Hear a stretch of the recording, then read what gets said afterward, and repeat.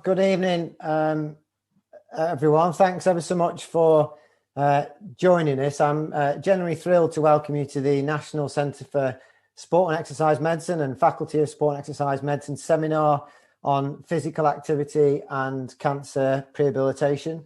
I'm Professor Rob Copeland from the Advanced Wellbeing Research Centre here at Sheffield Hallam University, and I'm the director of the National Centre in Sheffield and the current lead for the National Centre in England.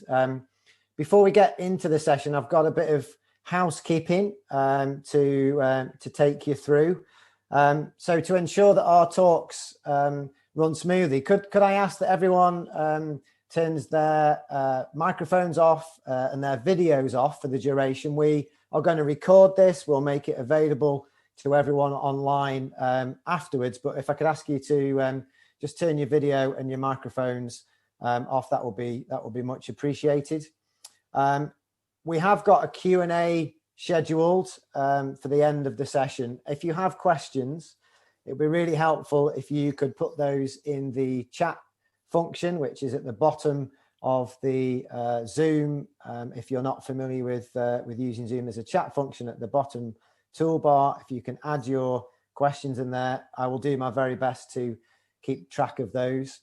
And there are also 1.5 CPD points available for participating in this seminar.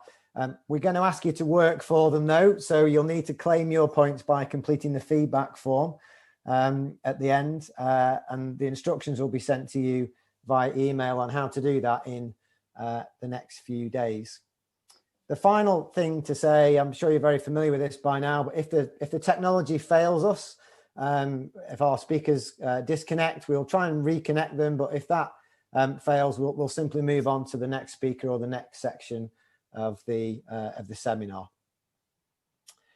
So a quick introduction. The seminar this evening is part of a series of 4 seminars that's jointly being hosted by the NCSEM England and also the Faculty of Sport and Exercise Medicine. And as I've mentioned, this evening focuses on physical activity and cancer prehabilitation.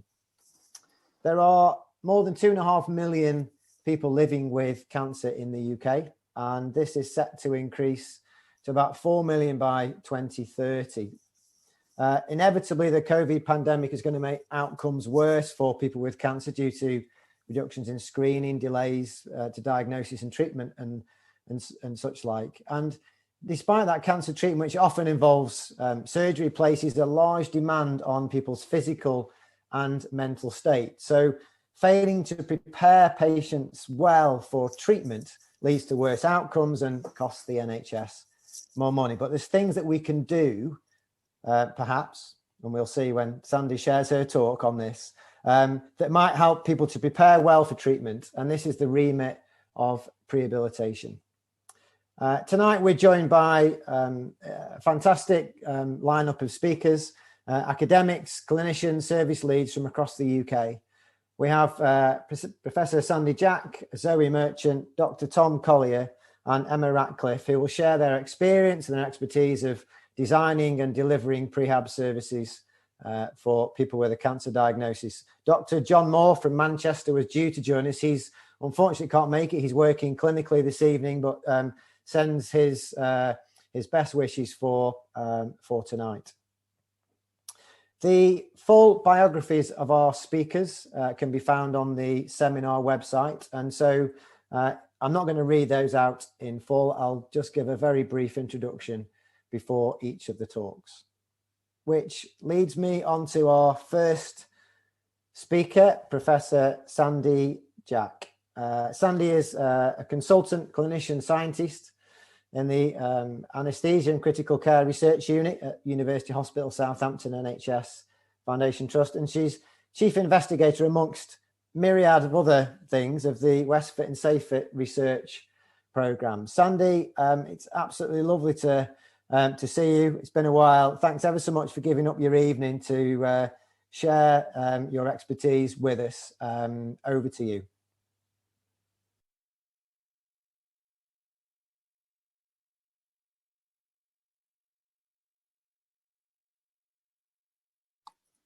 Sorry, couldn't unmute. Thank you so much, Rob. Pleasure is all mine for sharing the evening talking about prehabilitation. I've been on this journey for over 13 years now.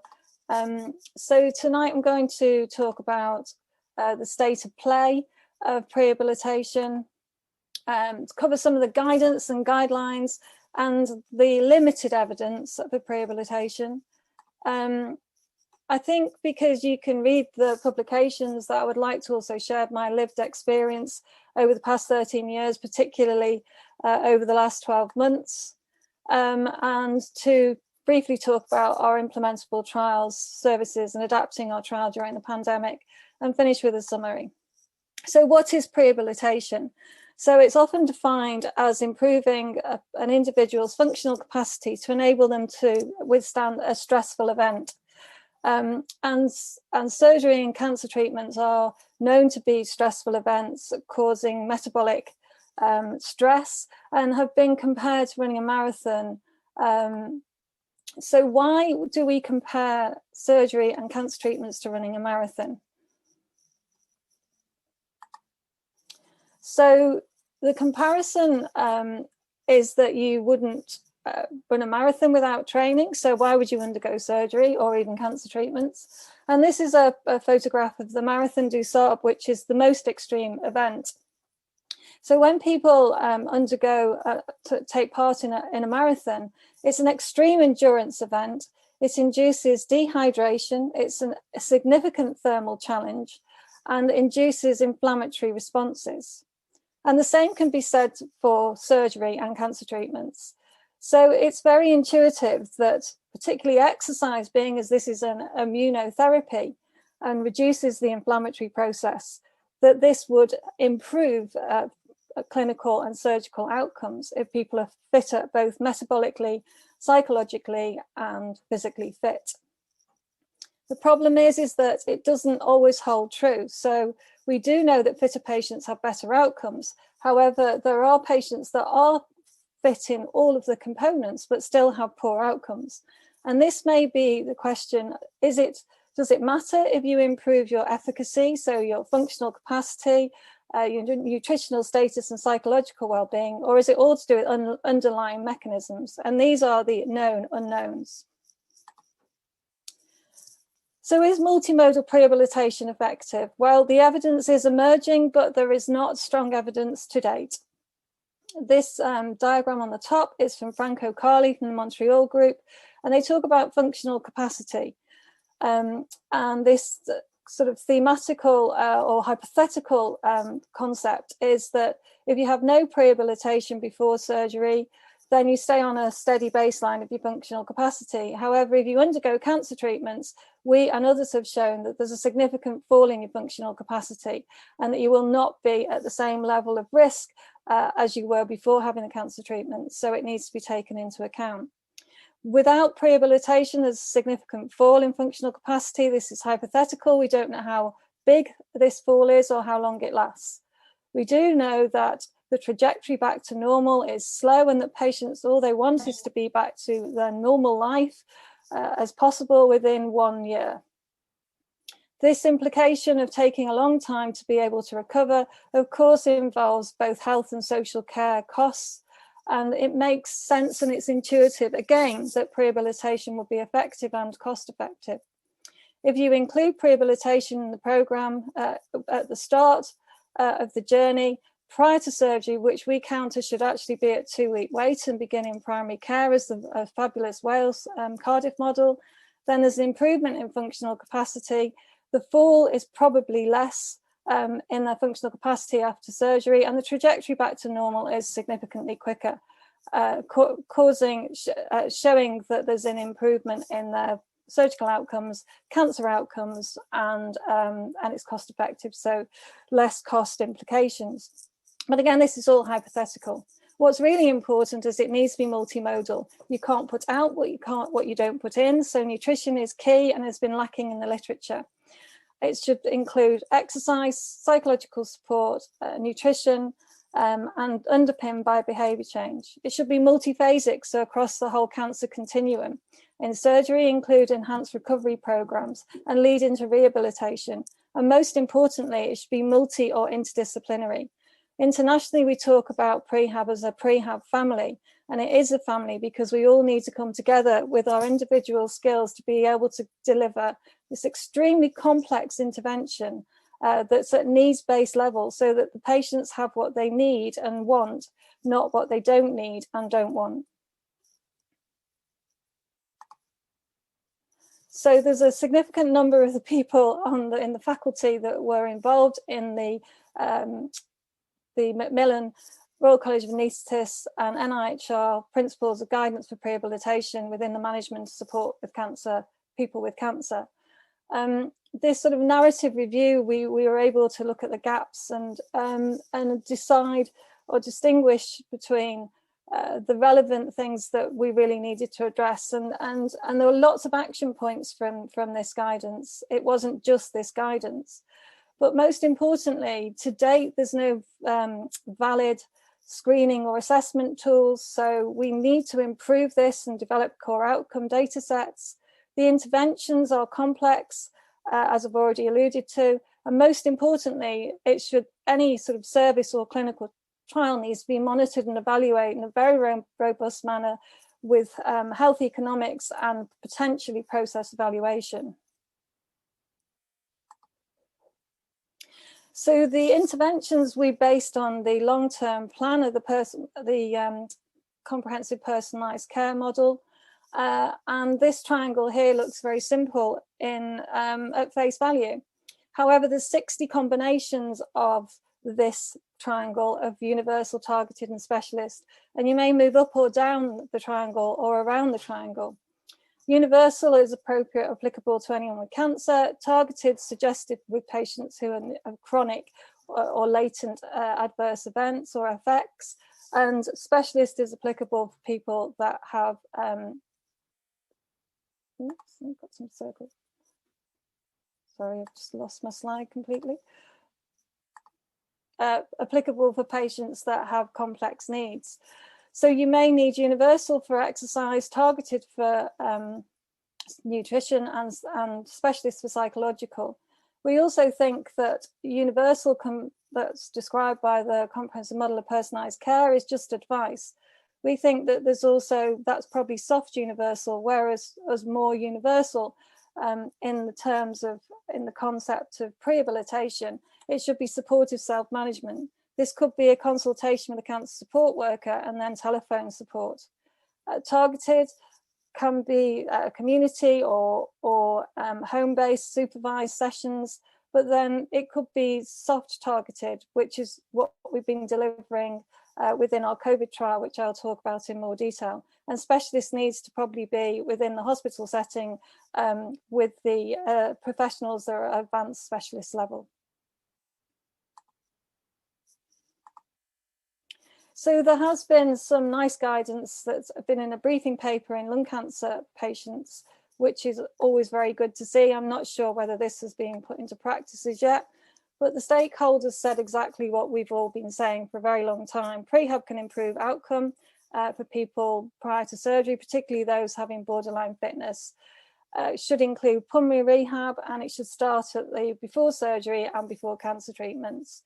It's an opportunity to tackle risk factors, lifestyle, malnutrition, adverse effects on functional capacity and post-operative outcomes, and that they suggest, which we can clearly see from our anecdotal evidence, that patients having prehabilitation, there's more patients that will be offered life-saving surgery.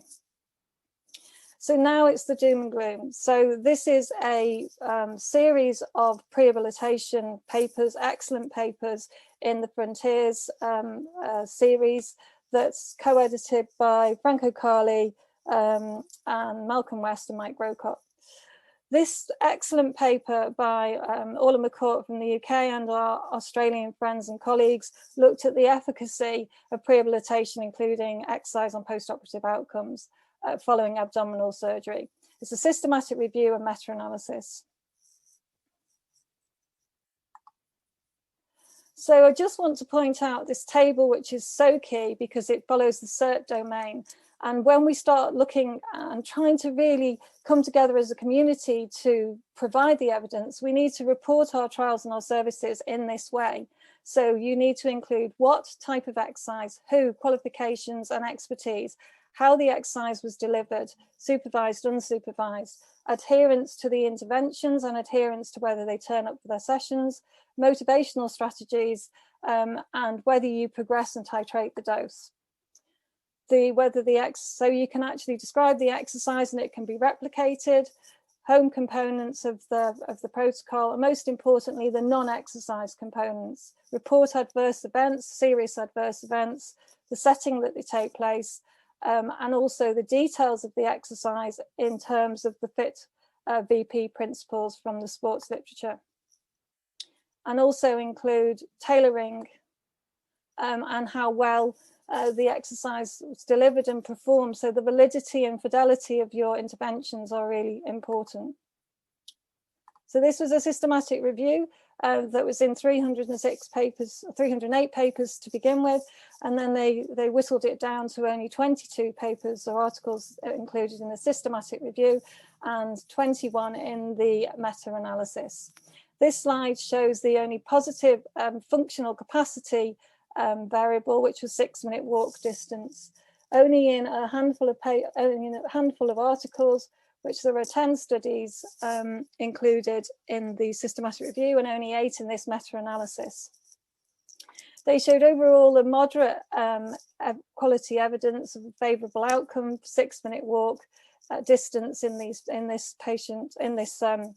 meta-analysis, and that the combination together of the unimodal and multimodal, there was an improvement in 6-minute walk distance of 33 metres, which did not reach statistical significance.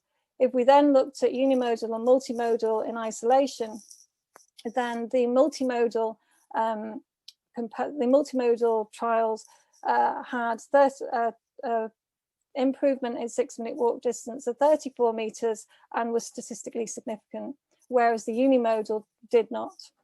So this was the only variable, none of the CPEC variables or time to get up and go showed any statistical significance. So you see from the forest plot here that they favour prehabilitation, but this is only in a handful of trials and nowhere near the evidence of the meta-analyses that we see in other arenas. So did it improve outcome? So again, only in a handful of papers. This was in 4 studies that they looked at length of stay, and they showed that there was a reduction of length of stay by greater than 3 days.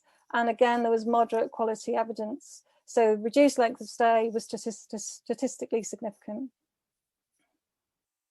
They concluded that this systematic review demonstrated Prehab improved preoperative functional exercise capacity after multimodal interventions with reduced length of stay. As I've already alluded to, interpretation with cautions given to the heterogeneity included in the studies, and nevertheless, these are promising results warranting a larger effectiveness or efficacy and cost effectiveness studies. So then what about nutrition?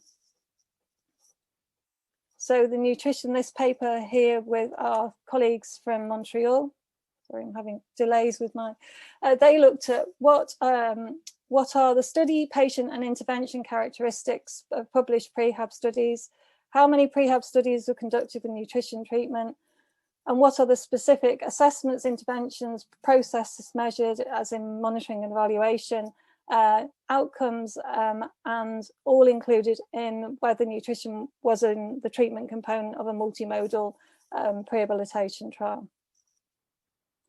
So they concluded that prehabilitation lacks standardization and the prehabilitation literature lacks standardization and validation, frequently conducted without evidence base, typically implemented without monitoring, and that they suggest that a development of core data outcomes and the quality of the studies needs to do pooling evidence to be able to bridge the research gaps. So really, there is no clear evidence for prehabilitation to date. We know that the evidence is emerging, But what we do know is that NHS England and the Clinical Research Network know that prehabilitation is not standard care, because for all of our trials, we've been able to get something called excess treatment costs, which means there's no tariff that exists if this was standard care. So we really need to work together as a community to gain the evidence. What is quite interesting is that we've talked about functional capacity, but I've alluded to the mechanisms. And if we think about tumour host phenotyping, so that you stage the patient at the same time as you stage the tumour, then perhaps the mechanisms, the underlying mechanisms, are equally as if not more important. So this was our data that's pulled data from 2 trials in 38 patients, where we looked at, these are colorectal patients undergoing HIT training for 6 weeks. This is Malcolm West data. We looked at the tumour regression grade, shown here, at week 9 and week 14. And what we showed was that there's a favourable outcome of only 22% in the downsstaging of the tumour in the control group compared to 58% in the exercise group. So the histopathology tumour regression grade was P is 0.02, so statistically significant. What is of interest is if we then looked at responders and non-responders, so did they improve their functional capacity, their anaerobic threshold, their VO2 peak? And if they did, they were classed as responders if they had an MCID, minimally clinically important difference of 2 mils per kg.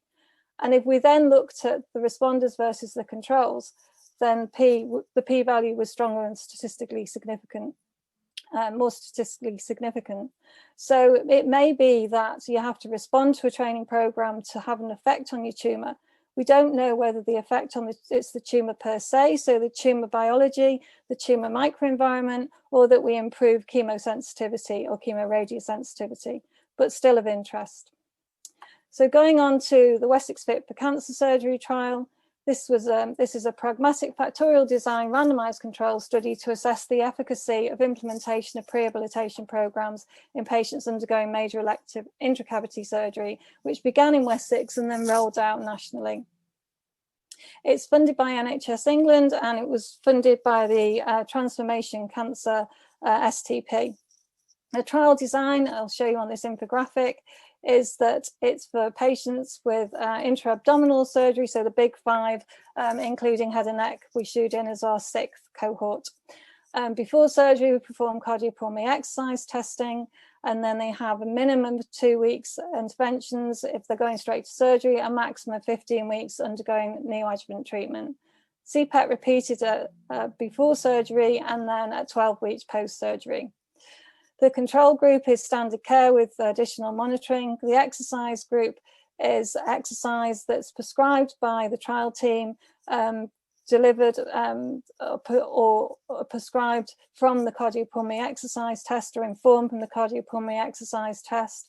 It's delivered in the community on cloud-based bikes by level 3 personal trainers who also deliver healthy conversations at the same time. Psychological support in cancer support centres or wellbeing centres, which is non-directive counselling, and exercise and psychological support together with healthy conversations and behaviour change. So these are the gyms that we've been delivering in across Wessex. We had 10 gyms open and 6 cancer support centres, and we just rolled out to Plymouth. Had significant traction, and we had 17 out of the 19 alliances that requested that they wanted to take part in the WestFit trial and set up their hospitals. And we were starting to get significant traction with NHS England to be able to fund this national rollout of the trial leading to implementation. And then, of course, the dark day on the 12th of March, we paused WestFit. We knew the gyms were all going to close. It was my birthday weekend. We had to ring up 9 patients that were on the trial, and to say they were devastated is an understatement.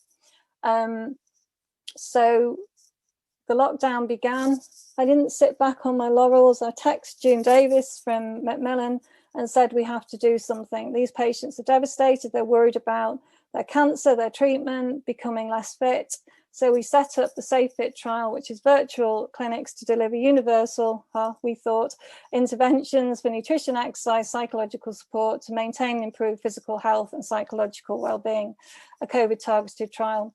Developed a program of physical activity supported by and optimized nutrition and psychological support with access to resources and apps. This trial is much more complex than we first thought. It's the most challenging thing that I've had to do over my prehab journey of the last 13 years. It's available to anyone in the UK with a cancer diagnosis or suspicion of cancer. The problem is that I thought in my naivety, these would be the patients on the survivorship, or they are waiting to undergo surgery and would just need some support. We've had significant complex cases that have challenged both my team, myself, and Professor Grocott and Professor Denny Levitt. It's all via self-referral, and we've had over 1,000 referrals in the time that we've been open, where we've been actually open properly for self-referral for only 6 months. We're already halfway through the trial at 500 patients that have now been consented and matched to a Can Rehab personal trainer. We have to undergo rigorous screening and assessment process to make sure it's safe. I called it Safe Fit. I rue the day that I called it that. And we have to make sure that there are clear escalation plans in place if the untoward should happen, such as threats to harm themselves or that they collapse during a session. We upskill Can Rehab instructors to be able to deliver nutrition and psychological support and behaviour change at universal level. And the whole dose is titrated with the interventions of 1 month up to 3 sessions per week, 2 to 3 months, 1 session per week, and 4 to 6 months, 1 session per month, delivered by phone or video conferencing. The only exclusion criteria is unable to consent, but the individual exclusion criteria for exercise is COVID or any other contraindications, as in cardiopulmonary exercise testing. For psychological issues, it's dementia or Alzheimer's, and for nutrition, it's overt disease-related malnutrition. We did not expect to get such complex cases that have challenged the team and may take up to weeks to be able to decide whether people are safe to be able to take part in the trial, but they absolutely will hang on in there and want this service/trial. So the issues around the exercise and nutrition interplay have been huge. We use the patient-generated global symptom assessment for red flags for nutrition, with greater than 8 being the red flag, at which point we would want to commence enteral tube feeding and parenteral nutrition and monitor the patient and then refer to our escalation plans to a dietitian. The amber flags, which would eliminate me from being able to take part in exercise and Safe Fit, because my BMI is around 18.5, as always has been in my adult life. Unintentional weight loss of 1 month at 5% and unintentional weight loss of 10% at 3 months. And in that case, the participant with any of the criteria based on the PGSGA or basic nutrition can enter Safe Fit, but we would also refer them to a clinical dietitian. So is it safe to exercise? Has the participant experienced any of the following? Unintentional weight loss of more than 5% in the last month. The problem with the PGSGA is it doesn't take into account if someone's undergone cancer treatments and they've got acute diarrhea and vomiting and eaten less than half a normal diet. If yes, not safe to exercise, back to the trial team and continue universal interventions. If no, then safe to exercise and continue universal interventions. So from the PGSGA, if it's 1 to 2, then it's safe to exercise, continue universal interventions, letter to GP, informing them of nutritional risk. PGSGA 3 to 7, safe to exercise, continue universal nutrition interventions, letter to GP, requesting referral to clinical dietitian. And if it's greater than 8, not safe to exercise, continue universal, because the time may take a long time to go to get to referred to a clinical dietitian. letter to GP requesting urgent assessment by a clinical dietitian and action plan generated. Primary objective is EORTC, looking at physical and emotional function, with a raft of secondary objectives, and exploratory objectives are overall survival and adherence. We opened in May last year, recruited our first patient in 3 days. The positive outcome was that this was the call I needed. It's given me a huge lift, and I can't wait to share how great this service is with others. She'd been feeling very low and isolated. And being as this was only a telephone conversation, she even did her hair the day of the call, despite not being able to see her. This made us all feel that no matter what the challenges are for this trial, and we're at that point, it is very worthwhile. We've been asked on the back of this to look at preoperative assessment optimisation considerations for rapid COVID guidance for NHS England through the Royal College of Anaesthetists and the Centre for Perioperative Care. And the really good news is that the clinical exercise physiologists have now are allowed to be accredited to join a new voluntary register. And even better news is that the Chartered Society of Physiotherapists support this. So we really need to work together to be able to create and sustain an existing workforce. So is prehabilitation cost effective? The only trial is from the Barcelona group, which was in a high risk single centre trial in abdominal patients, where their prehab program, which is similar to the program, our program, Franco Collier's program in Montreal, and the program in the Netherlands, is around 300 to 400, whatever currency. Their prehab program was nearly 400 euros. With the initial hospitalisation length of stay, there was a cost saving of around 300 euros. But with the initial hospitalisation plus readmission, surgical interventions, and any other emergency room visits, so the additional costs, then their cost saving was over 800 euros. What we really need to ask ourselves, are we looking at the right outcomes here? Because when we think about length of stay, well, that's so last season in some respects, because the integrated care system is now not tariff-based, so it's end-to-end care. There are new things on the block, new kids on the block, new outcomes on the block that may be more relevant in these patients. So something called Alive and Out of Hospital, looking at both the patient characteristics and whether they have good days out of hospital or bad days out of hospital. So I think with the advent of the new integrated care systems, we may need to revisit this, and it's end-to-end pathway care. So my last couple of slides, I'm only going to direct people to this amazing paper. So this is my very good friend and the godfather, Franco Collier, of Prehabilitation. He's looking at integrating prehabilitation in pre-op clinics, the paradigm shift. And I've talked about paradigm shift a lot.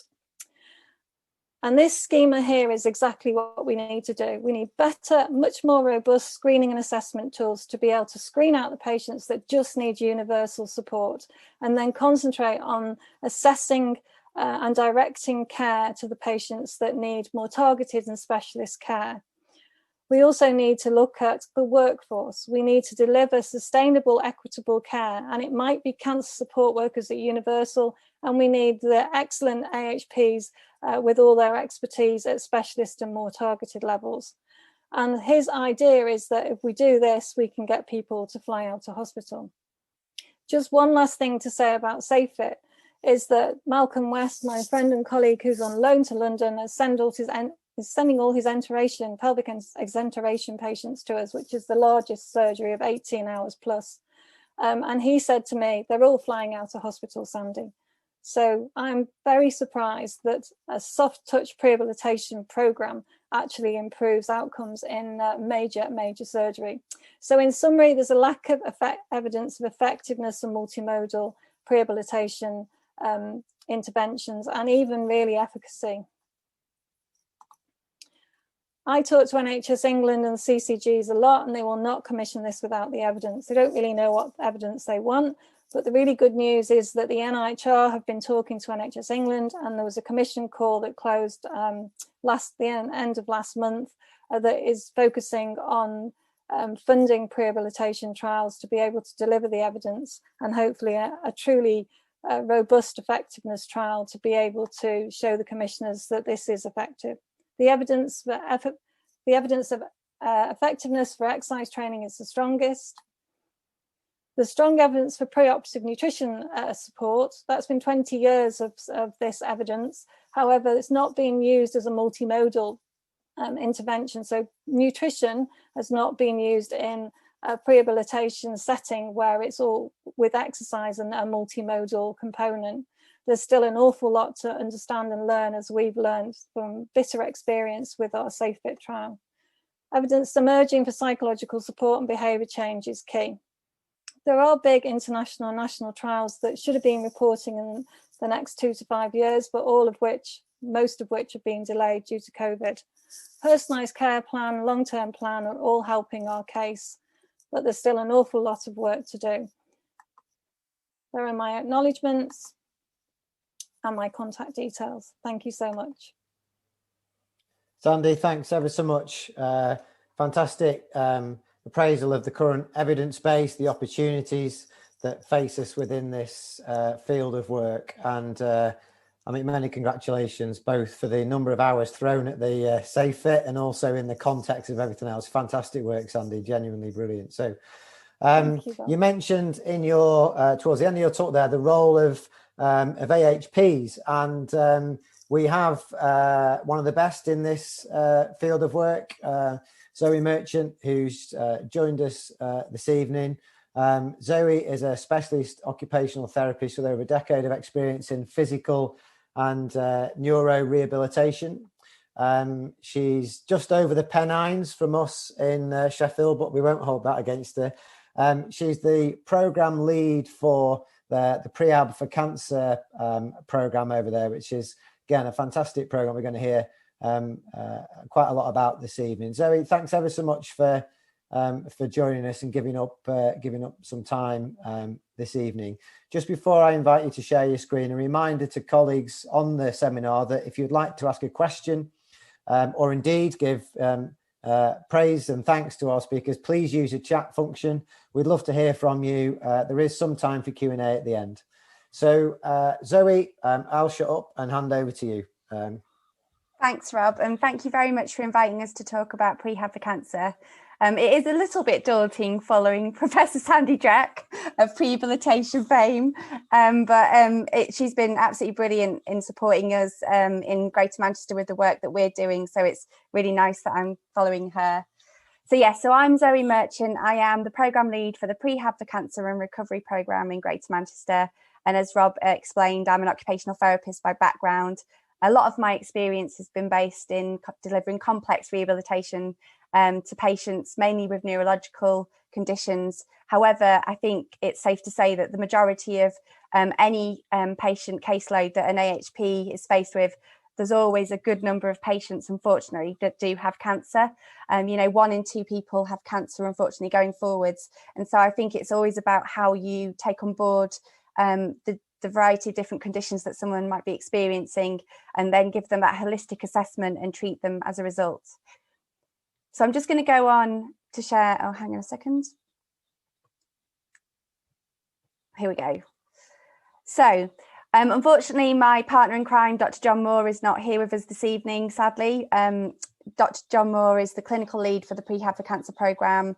He's an anaesthetist by background, an absolute trailblazer. It's just only fair to say that, it's been myself, John, and then also we've got Kirsty Rollinson Groves, our GM Active Prehab lead, who's an exercise specialist by background, and he's the manager of the service that I'm going to go on to talk about. And then also our primary care lead, who's Dr. Karen McEwen, a Macmillan GP based in Stockport. So really, this is the project team that's driven this programme forward over the last few years. It's a transformation funded programme, and it's a case of providing prehabilitation and rehabilitation for specific cancer patients across the whole of the Greater Manchester region, which I'll go on to speak about. So I'm not going to go into too much detail around what is prehabilitation, because obviously Sandy's done an excellent job of that on my behalf. But it's just really to understand the kind of drivers for how we've come about to be able to deliver the Prehab for Cancer and Recovery programme. So it's understanding that there is evidence that's emerging. There's lots of benefits that have been perceived to be achievable via prehabilitation approaches. And that's kind of part of the reason for why traction was provided in Greater Manchester to be able to move forward with a region-wide delivery of a prehabilitation service. The other important obstacle that we really want to try and address within our programme is the sarcopenia aspect. So understanding how much people who are going through experiencing sarcopenia in the run-up to their cancer treatment have much poorer outcomes, and knowing that actually by trying to build the muscle strength and build on that and address that, you can actually potentially improve somebody's outcomes. So that's another consideration for us. And then also the personalised care model. So going back to what Sandy was saying, there's a very clear driver for supported self-management and an absolute driver for optimal medical pathways. And for me, absolutely optimal medical pathways include prehab and rehab. And this is something that's coming out of the long-term plan. It's how the NHS sees going forwards, personalised care being delivered. And so I think when we've looked at what we wanted to do and how we wanted to design our service, this has been a real guidance for us. Oh, and I just flicked past the universal targeted model, but like Sandy had described, obviously thinking about different tiers of patients and the different level of complex need that a patient might have. And that certainly helped us to design our service and stratify the patients coming into our service. Anyway, so moving on to Greater Manchester. So we wish it was that small in real life. Sadly, it's a very, very large area. You may or may not have had the pleasure of coming to see us here in Greater Manchester. It's a huge geographic area, and we've got 2.8 million people living here, so roughly the same population size as New Zealand. And as well as being incredibly large with lots of people living here, unfortunately, it's very evident that people living within Greater Manchester, unfortunately, are some of the most disadvantaged in the UK. We've got lots of patients, unfortunately, living in poor, lower socioeconomic status geographic areas. And we know that things like smoking, alcohol dependency, poor diet and air contributes to diagnoses and complexity in terms of someone's presentation if they are then diagnosed with cancer. But what we do have on our side is we have an integrated health and social care partnership, which is all of health and social care coming together through Devo Mank. And we've got the brilliant King of the North, Andy Burnham, our mayor, who is absolutely a massive supporter of Prehab for Cancer and what we're doing and the approach that you really want to empower cancer patients as they're coming into their pathways. So we've got the systems in place to go ahead and put together a region-wide prehab model. So John Moore, who I mentioned before, has led on previous transformation projects within Greater Manchester, notably the ERAS Plus programme, which is around trying to provide people with education and preparation in advance of surgery, and also certain interventions whilst they're actually inpatients within hospitals across Greater Manchester. And one of the innovations is the surgery school concept, so actually inviting patients and their family members to hospital in the run-up to their surgery and providing them with an education session. But through these education sessions, I think quite quickly it was realised that actually it's one thing to provide people with the information and advice, it's another thing for that person to be able to actually take that advice on board, especially at a time of a cancer diagnosis where people's worlds are turned upside down. So it was really evident to John and his team that actually what we needed was something more. We needed a service in place that people could be referred into and supported through a process of preparation for surgical and other treatments. So we've got Greater Manchester Cancer, which is the Cancer Alliance within Greater Manchester, of whom I work for, working alongside GM Active, which is all the different leisure organisations in Greater Manchester coming together as one. And what we've been very aware of with our programme is we're not trying to turn the gentleman on the left into the gentleman on the right. That is not at all the aim of our service. But what we do recognise is the gentleman on the left most likely has a lot to gain from intensive exercise and conducted in a safe manner in the run-up to any kind of cancer treatment, having probably led quite a sedentary lifestyle. Whereas the gentleman on the right, although might be physically conditioned for cancer treatment, is actually still going to potentially benefit from the psychosocial aspects of having a prehabilitation program. And actually, if they're undergoing neoadjuvant chemotherapy, there's a chance that they're going to be deteriorating and declining as they're coming into their treatment. So it's really important actually that it's not one size fits all with prehab. We really do believe there's probably benefits to be had for most patients coming into their cancer pathway. However, you do need to stratify the interventions you provide. So this is a bit of a boring project management slide, but essentially this is our governance structure. And what this demonstrates is that within Greater Manchester, we've actually got pathway boards for all the different tumour specific sites, which is essentially all the different healthcare professionals and clinical leaders from all the 10 different Greater Manchester hospitals coming together on a regular basis with the aim to try and improve cancer outcomes. And that's been a brilliant platform for us in terms of the Prehab for Cancer programme, because it's given us straight away that group of stakeholders to engage with, to really build the service, build the design of the service, and make sure that any prehab and rehab we were going to offer could become embedded within clinical pathways for patients. We've got the project team in the middle, which I've already discussed.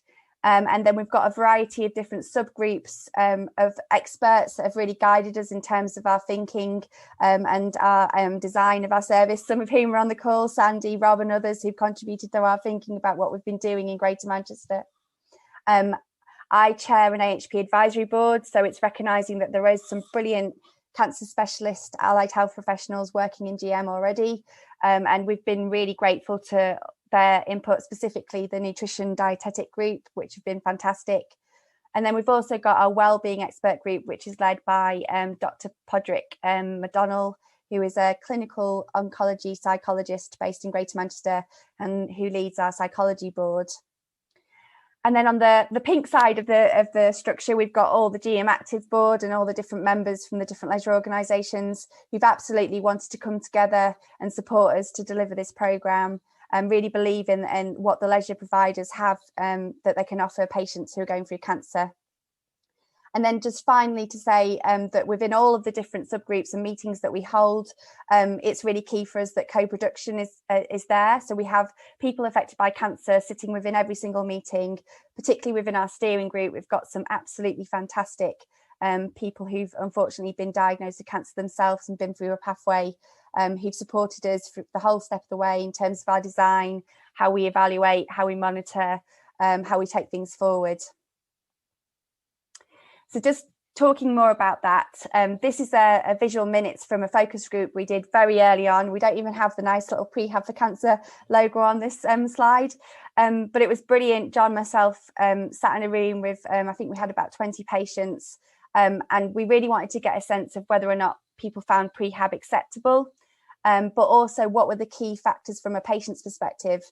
So some of the salient things that I took away is, for one, patients really wanted the advice to prehab to come from their surgeons and their oncologists. I mean, it pains me to hear that as an allied health professional, but ultimately I think people come into their cancer pathways and they really do put their lives in the hands of these surgeons and oncologists and their clinical teams. So it was really key that we engaged those clinical teams, that they were the ones that delivered the message that patients really did need to engage in a prehab programme. The other aspects that were important to us is understanding that patients felt that when they come to the end of their cancer treatment, coming out of hospital, they often feel like they fall off a cliff, and they really feel that they kind of, what's next? So we'd already recognised that rehab is important, as the evidence shows, but it was really key to us that we had a very robust rehab phase to the programme that we deliver, as well as a prehab phase, so that when patients left the rehab phase, any unmet needs that they still had, we were able to signpost and address, and people didn't feel that they were being left to fend for themselves.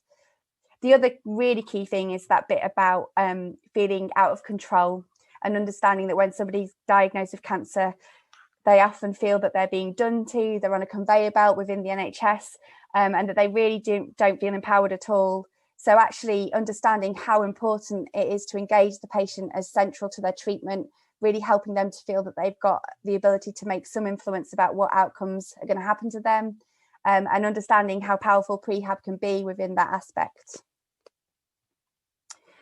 So both the patients and the clinical teams I referred to earlier within the pathway boards, we came together and we formed subgroups for each of the different tumour site specific groups that we were going to be bringing into the eligibility criteria of our service. So we have colorectal patients, lung patients and esophagogastric patients, primarily surgical patients. However, within the lung group, we have also opened it up to non-surgical patients with curative intent.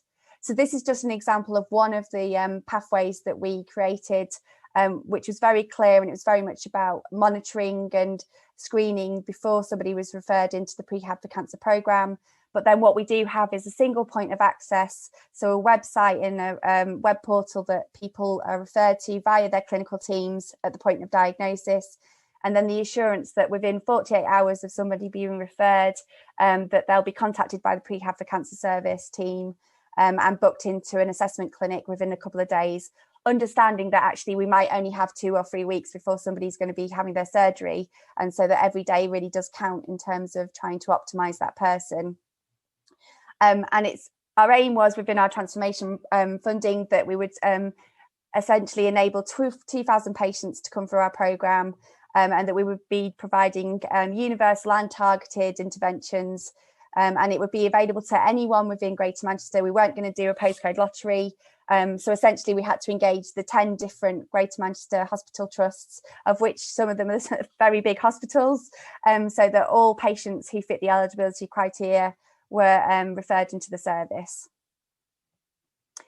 So just talking more about the service provision. So this is GM Active. This is all the different leisure providers involved. And the brilliant thing is that there's 87 different leisure facilities available to us within GM Active. So we can actually deliver Prehab for Cancer in all of these leisure facilities, working with all the different leisure organisations and working with the different teams of staff, but with a core Prehab for Cancer service, which I'll go on to talk about the team in a second. And this is absolutely key because we understood that patients weren't going to engage if they had to travel far to engage.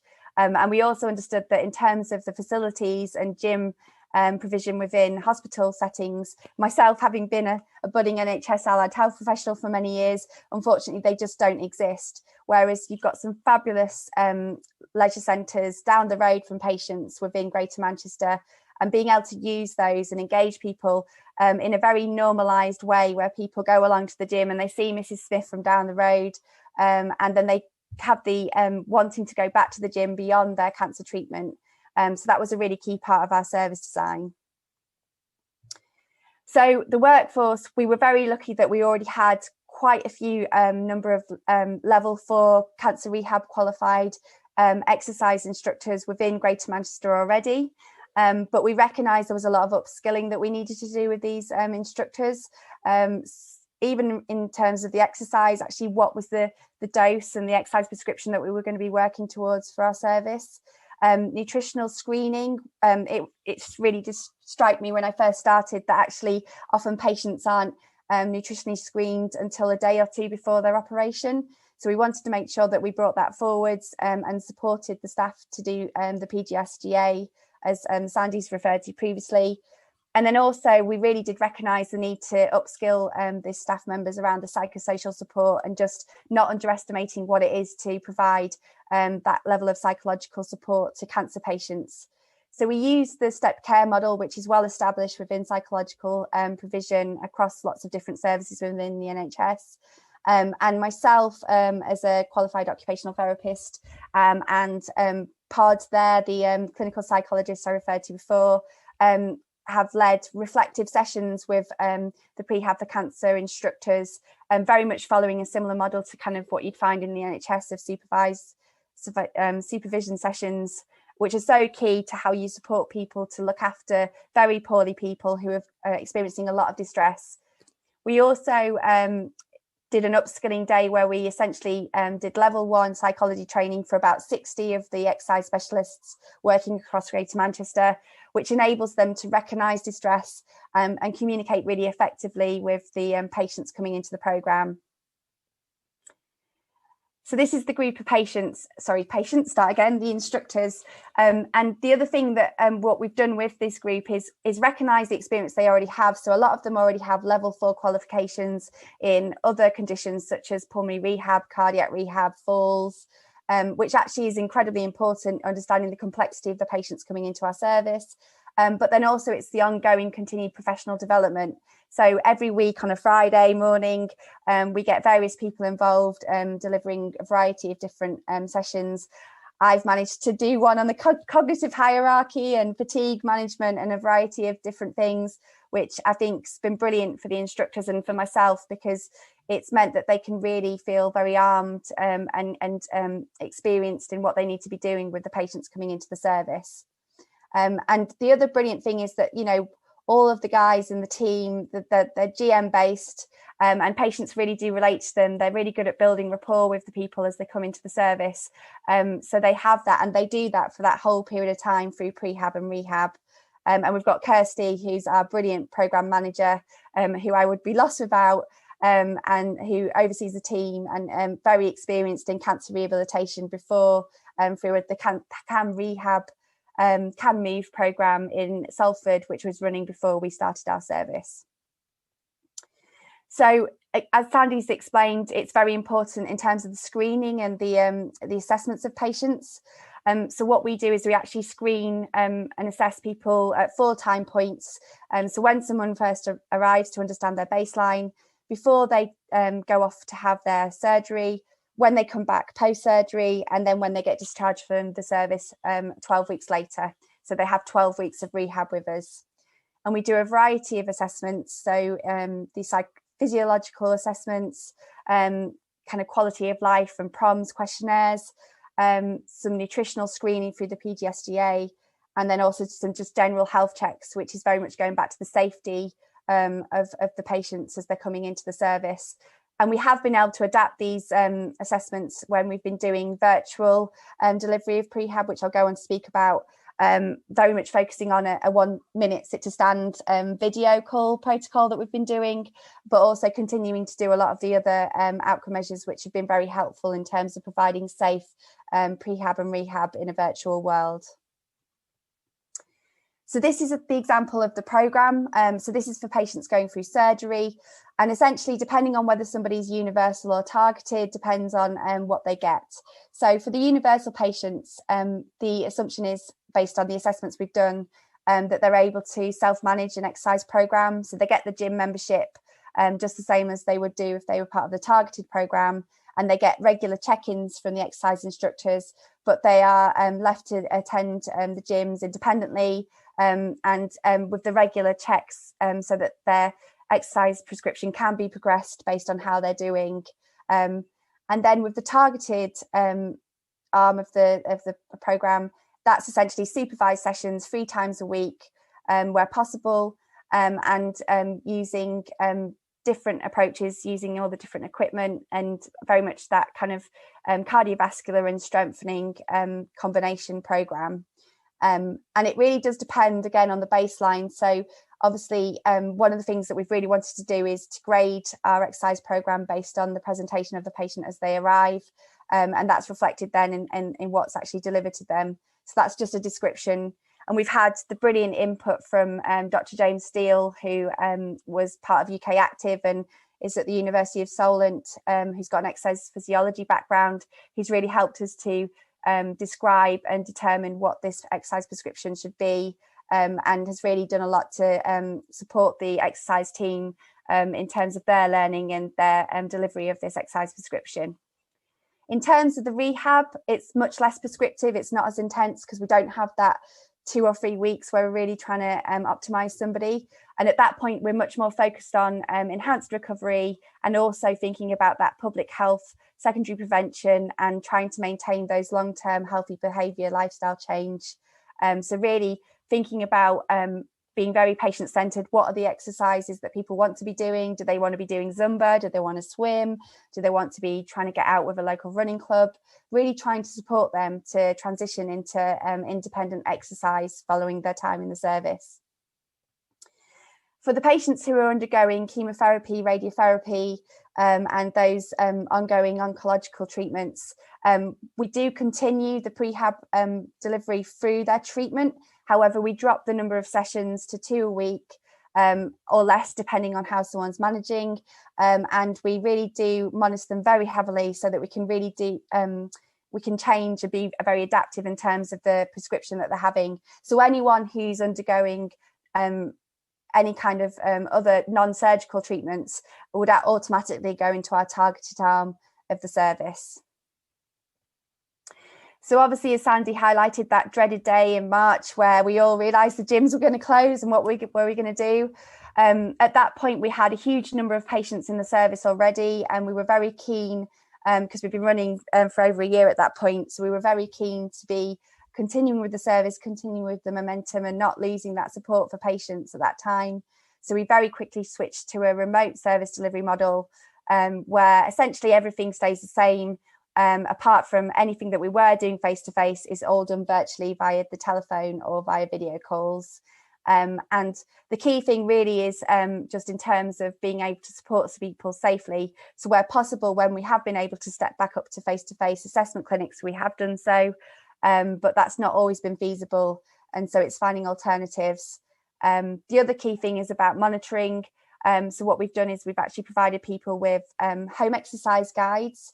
So myself and others in the team have been sending these out through the post, and essentially following the first assessment of somebody, they would get a graded prescribed home exercise guide that was personalised to them, sent through the post. With really clear instructions of what they needed to do, along with some strengthening equipment, and also some digital equipment, so a heart rate monitor. So this is just an example of the home exercise program, and actually a way of people tracking what they're doing at home. And we've been using the MyZone heart rate monitor belts, which are great because they really do help the instructors to see what's going on for a patient, because they can actually see when someone's wearing it in a session with them. But it's also really been brilliant from a patient perspective, because actually it demonstrates to someone very easily through the colour coding what level of intensity of exercise they're doing, and gives that instant feedback. And also in our exercise group timetable, people are wearing the MyZones and they're able to, as long as they give permission, see what's happening with the other participants within the group, message each other, and really support each other. So this has been a really brilliant enhancement of the delivery during the remote service delivery of the pandemic. And the online live timetable, it just goes from strength to strength. So we have a real mixture of different sessions that we run to really make sure that we're covering all the different levels of patients coming in, and different from very low level seated Tai Chi all the way through to HIIT training.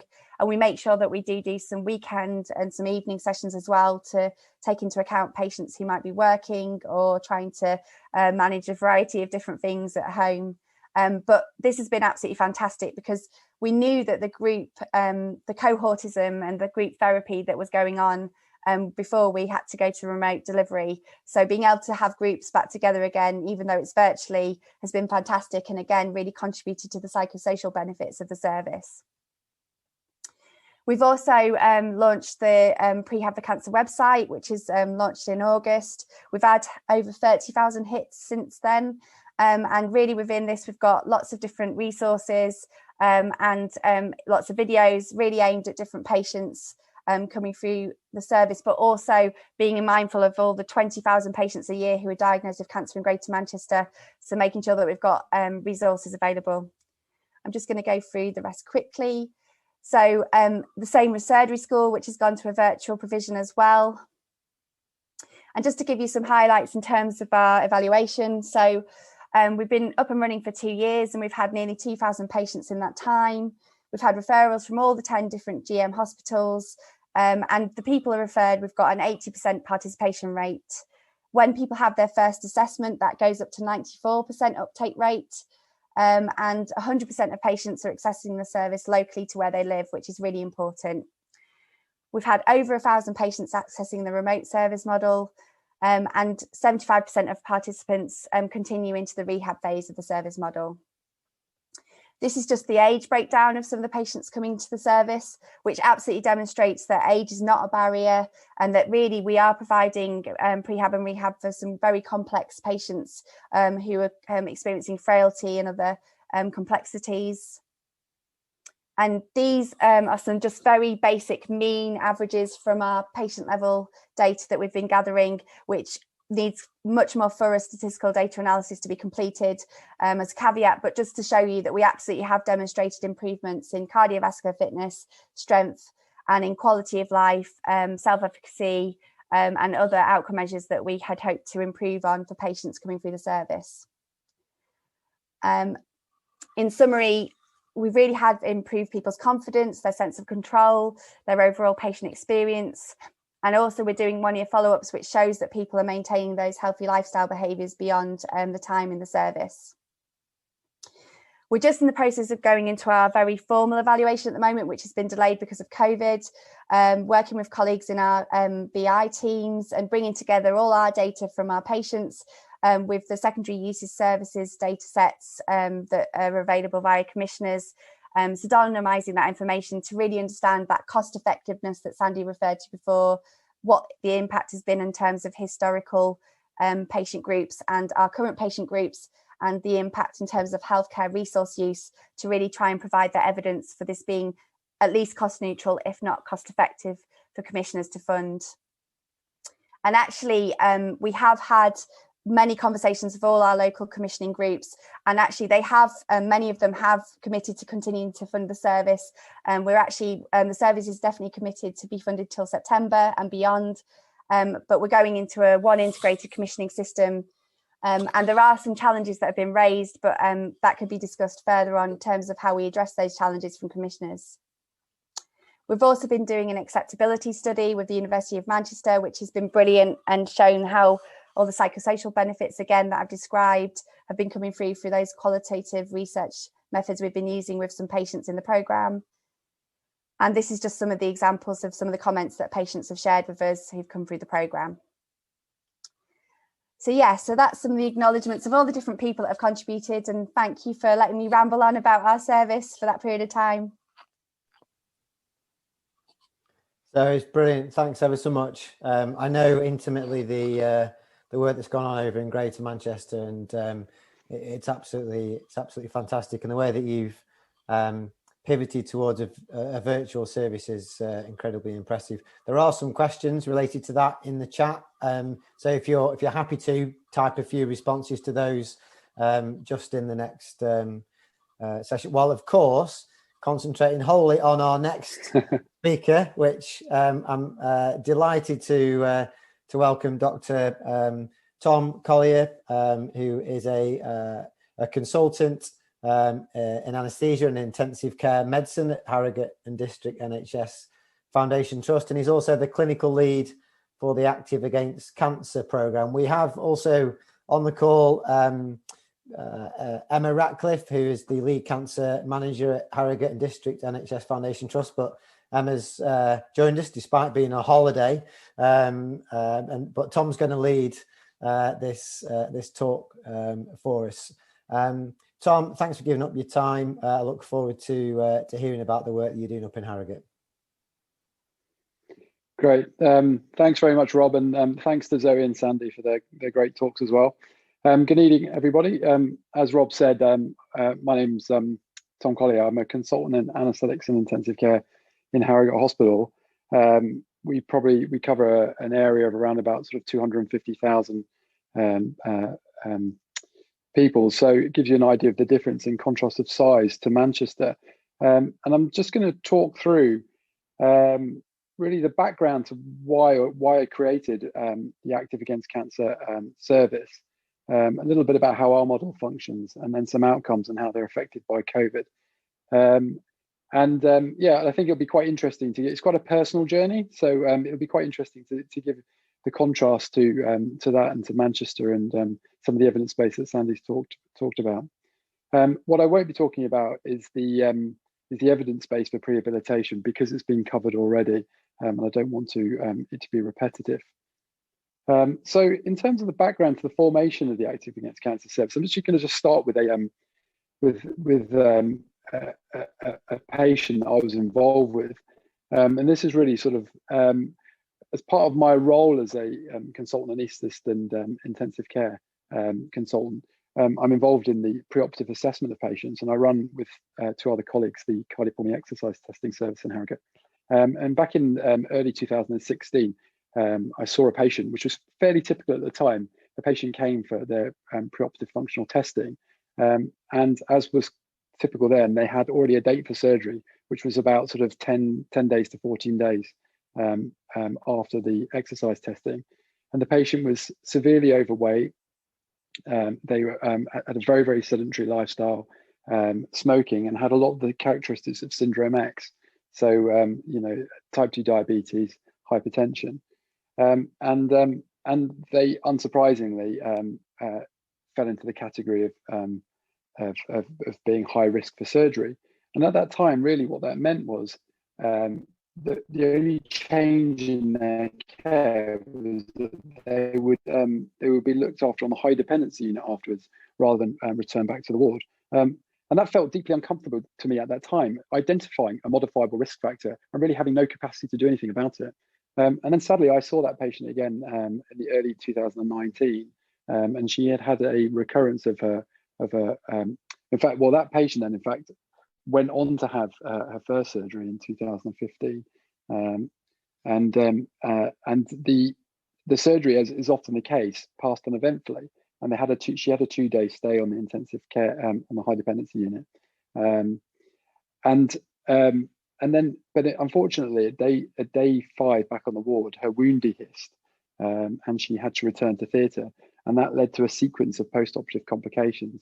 And that patient unfortunately ended up spending nearer 3 months in hospital rather than the predicted 5 days.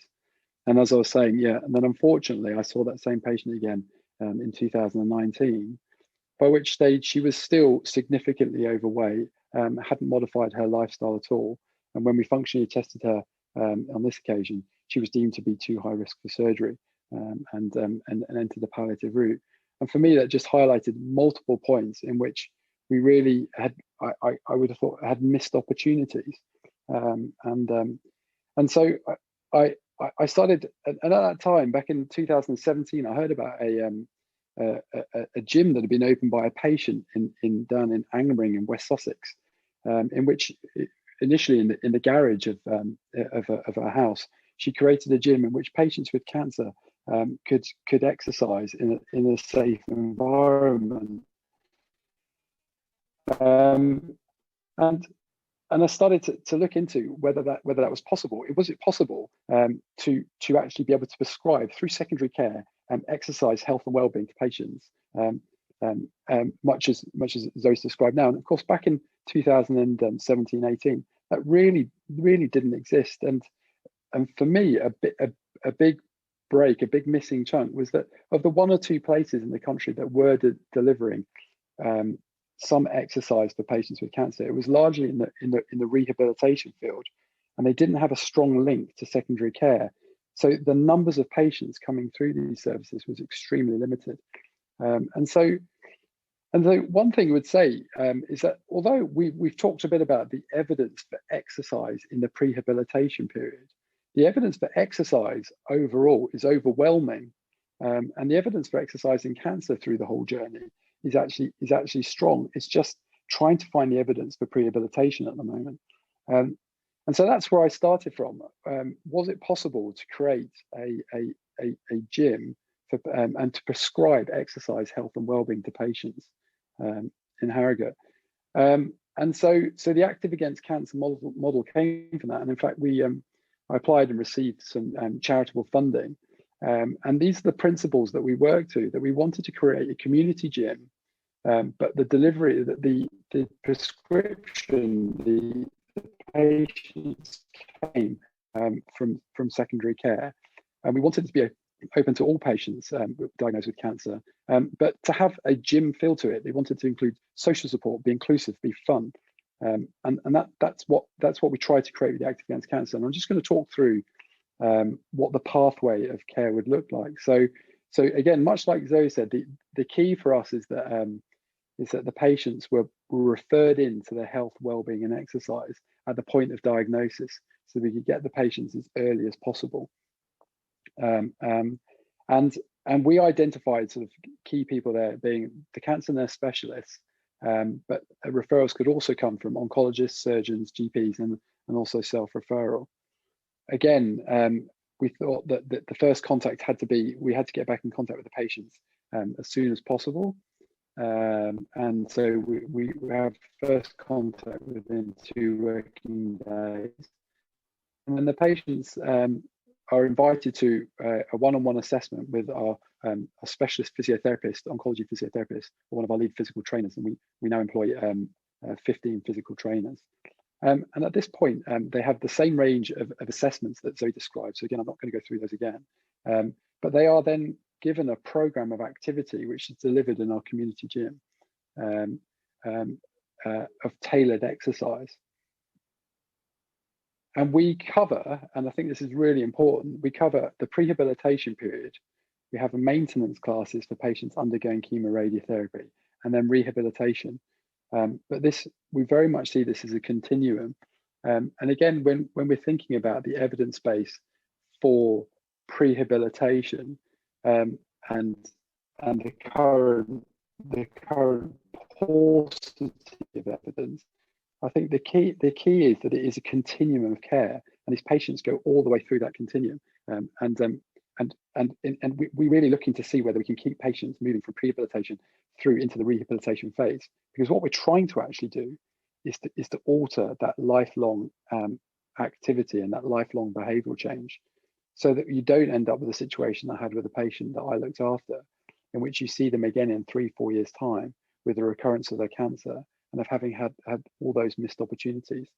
And so we then have links with the Harrogate Borough Council, gyms within the area, Nordic Walking, 5K Your Way, as ways for the patients to continue their activity beyond our service.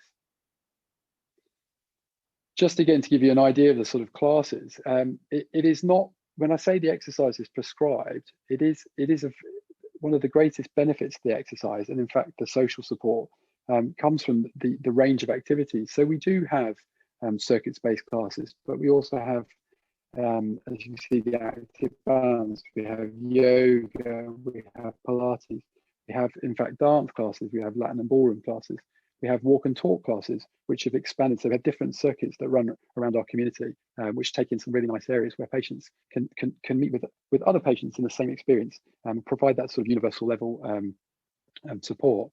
And we have Tai Chi, and prior to the COVID pandemic, we also had coffee mornings. It even went as far as quiz evenings, bingo. So just to give you an idea of the outcomes and how we did, I've got some data. I've got 3 slides here, and I just really only want them to make sort of 3 key points. And this is, we launched in July 2019, and I've got some of the data leading up to the start of the COVID pandemic. And so the first one was, you know, and for us in Harrogate, was could we get the referrals? Could you close that gap and have patients being referred into health, wellbeing and activity? And the answer was yes. In fact, the referrals came steadily through and picked up. And as you can see, in our first sort of 5 months of being open, we had over 500 patients referred into the service. As we expected, there was a range of the different stages of their cancer care pathway that they were on, because of a newly starting service. We didn't want to exclude patients who, for example, had just had their treatment. The second slide is to say, well, if you get those referrals, would the patients actually buy into the service and would they attend? And as you can see from the steady increase in the number of patient visits, again, leading up to the pandemic, we were having at least 800 patient visits per month. And this, bearing in mind, we're a single gym for patients with cancer. And then were we achieving our goal? Had we integrated activity, health and wellbeing into the cancer care pathway, so it became as normal part, so that the narrative was that this was as important to your cancer care treatment as every other stage. So just like the surgery, the radiotherapy, the chemotherapy, your activity, fitness, health and well-being was just as important. And as you can see, as the service progressed, more and more referrals started to come from the NHS at the point of diagnosis, and they were coming from our cancer nurse specialists. So, and then of course the COVID pandemic hit, and for me, the really great sadness of that was the messaging, and of course we all understand the reason for it. But we had spent the last year saying to patients, come out, be active, engage, take control. Support's there. You can take control of your treatment. And then the alternative message came: isolate, stay at home, protect yourself. And it was a desperately worrying time, I think, for probably all of us in this community, as the impact that was going to have, and all our patients in the service. And so we probably took a slightly different approach, I think. After the first wave, we were really keen to push that the activity, health and well-being was still a core part of the cancer care pathway. We were an integrated part of an NHS treatment pathway. And as such, as soon as the first lockdown finished, we aimed to continue our face-to-face classes. And that was from feedback from the patients within the service that said that they found it an absolute lifeline. And so in fact, from the end of July 2020, we did continue face-to-face classes, and we did this in the safest way as you could. With the gym was only to our patients, all the safety measures on site, as you can see there, including full PPE, and of course staff and patients were vaccinated as soon as possible. Naturally, there were patients who perhaps were immediately pre-treatment who did have to isolate, or were undergoing immunosuppressive therapy, or in fact just couldn't attend or weren't comfortable attending. And so again, very similar to how Zoe's described, we put in a range of measures so that we could still provide the support that these patients needed. And that included using both telephone and virtual appointments, having actually exercise training on a one-on-one basis. We created a bank of video classes, including technical tips to maintain that safety that Jackie spoke about, Sandy spoke about. We also have produced a home exercise guide with combinations of exercise treatments that patients could pick out to create programs. And then we use social media to maintain that sort of community sense with our patients, including daily challenges. And so, as you can see, we wanted the referrals to continue to come, and they did. And as you can see from this graph here, our referrals continue to come even during the pandemic. You'll notice quite clearly that there is a change of trajectory here at the point of the pandemic. But this wasn't actually a lack of referrals from the CNS. This actually reflects the well-documented cancer time bomb. This is actually patients not presenting early, or not presenting with the cancers at all, because they were too afraid. You can see on the second graph here that as the service progressed, you can see now that most of our patients are being picked up at the point of prehabilitation.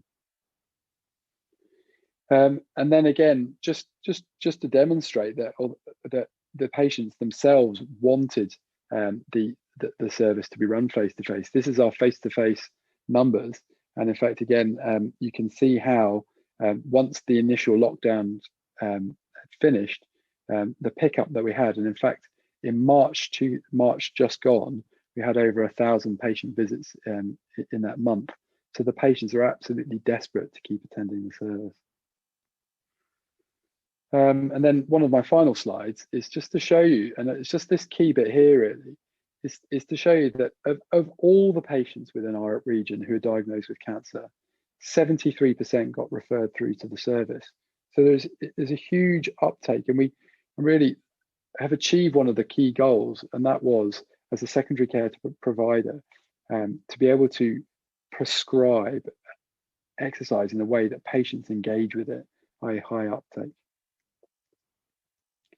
And I'll finally just leave you with a couple of, you can read this slide here, and a couple of quotes from our patients. But I'll probably actually tell you one of my favourite quotes, which was one of our stakeholder engagement events, from a patient of ours in the service at the time called Tony, who said that it was amazing to him that he had to actually have cancer to feel as well as he did.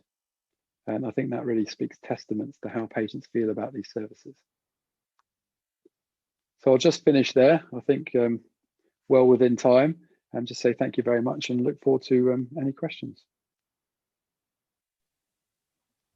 Right, thanks ever so much, Tom. And I think at the early stages of the development of the evidence base, the patient narrative is so important to engage with as we also build the the research evidence base. It's really important we don't overlook that patient voice and continue to celebrate that. So I think it's a really important point to highlight. I've been following the chat and the questions in there, and colleagues have done a fantastic job in responding to those questions. Absolutely love the service, and they describe on an almost on a daily basis the impact and improvement in their quality of life. So that's there. I think some of the hospital-based outcomes are coming, and Sandy will say, but I think the health economics is a harder one to tackle. And unfortunately, the commissioners, that's the one they want. They really want to know that it's value for money. And I think that's where we'll see a lot of time and effort being placed over the next sort of 5 years or so, as we've talked about, Rob. So I really think that's the bit there. In the end, I'd say people have a lot of power, and in Harrogate, we are now a fully funded NHS service into the future, and that largely came because the voice of our patients using the service was so overwhelming that it was almost once we got set up, the idea that you could retract that service was not acceptable to the people using it. And in fact, I'd say it's gone slightly further. And then in terms of periods, the hospital have in fact challenged us the other way to say, okay, well, you've done this for patients with cancer now. What else can you do this for? Yeah, that's great. Thanks. Thanks, Tom. Thanks, Zoe.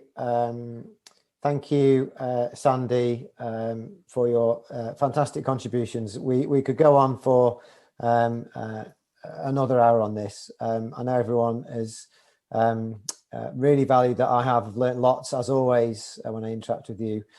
Please do join us for the other National Centre for Sport and Exercise Medicine and Faculty of Sport and Exercise Medicine seminars as they continue. We have one coming up with selfishly colleagues in Sheffield sharing our work with people with long COVID. So if that's a point of interest to you, please do go on the website, sign up for that. The recording will be shared in the next few days. And for those of you that want the CPD points, there's 1.5 on offer, and you'll need to fill out the evaluation that will be sent to you after the event. So thanks ever so much for your contributions, and safe journey home in a rather ironic way. All right. Cheers, everyone. Thanks very much. Bye-bye.